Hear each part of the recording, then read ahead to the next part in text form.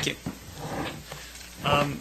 Before we open the floor to questions, let me just try to put everyone at ease. First of all, I want to reiterate what the city manager indicated earlier, which is that the council has had very little time to review what is a long and detailed document, and so it certainly should not be expected that anyone at this stage would be conversant with its contents. And let me also let Mr. Kooris off the hook. This was very much a collaborative process, and while he is familiar with the overarching goals of the report and with some of its initiatives, he may not be familiar with the details of other initiatives, and so I don't want anyone to expect that he can answer any question that might be posed to him. With those two cautions aside, I'm pleased to open the floor to council comments or questions or any other thoughts. Anyone seek recognition? Well, I'll ask. Councilmember Trangucci. Just a quick one. I mean, we just got this information, but when you look at energy, climate, resource conservation, by the way, excellent report. Environmentally, I'm in line with this. I think it's important. But when you look at this biodiversity, public health, smart growth, what would you say is the most important thing if we had to choose one thing to just focus on and be able to start it? It's a great question.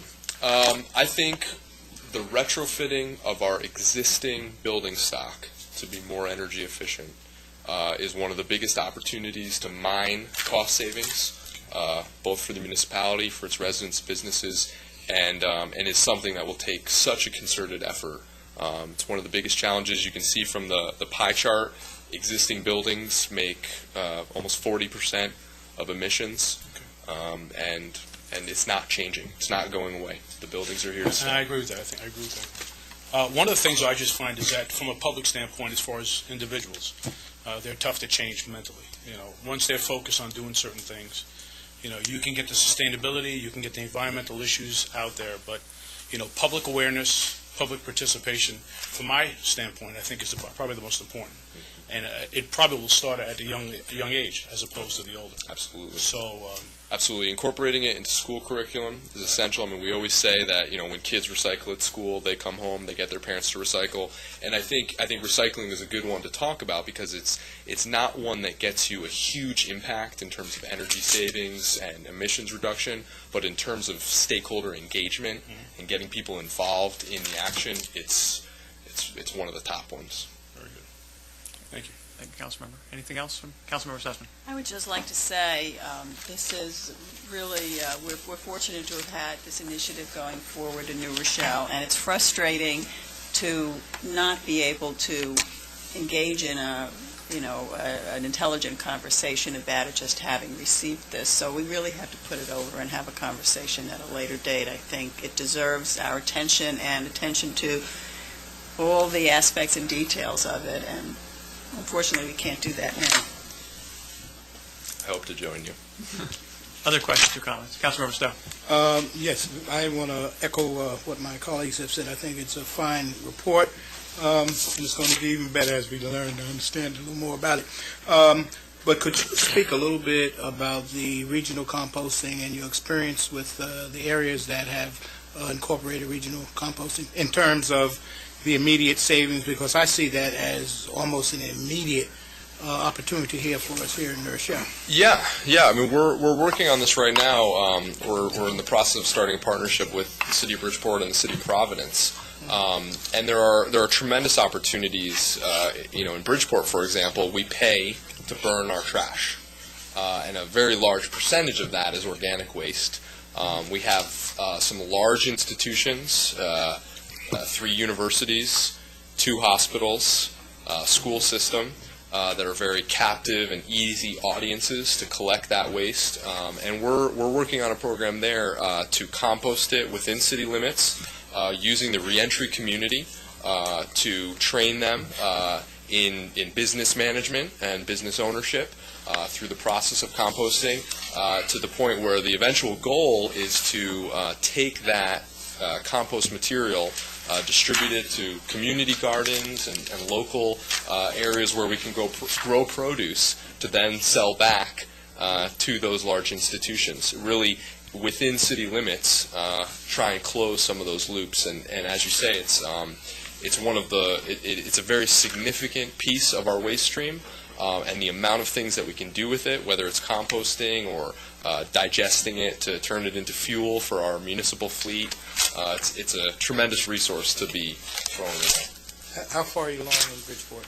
We're in pretty initial stages, discussing with EPA and our State Department of Environmental Protection. Not surprisingly, one of the biggest challenges is permitting facilities like this in an urban environment. Anything else, Councilmember? No? Okay. Anyone else? Okay, well, there are a couple of things that we have to think about this evening. The City Manager and Mr. Kooris did suggest preliminarily a sort of a course for moving forward. First, it was suggested that the draft be posted online so people in the community have a chance to review it and offer comments online. And second, it was suggested that we hold a hearing next month so that we can receive input and feedback from the community. I'm guessing there's probably no objection to those items on Council's part. Beyond that, obviously we have to have a number of discussions in order to review the document in the depth that's required. I'd like to suggest that perhaps this can be placed on as a discussion item for the next 4 meetings of the Council. That would be in May and June. The Council can, of course, decide not to hold those discussions, or it can extend the discussions beyond June at its discretion, but let's at least have those as placeholders on our agenda in the expectation that members of Council will have a chance to read this in the weeks ahead and be prepared at that point to have a richer conversation about what we have before us.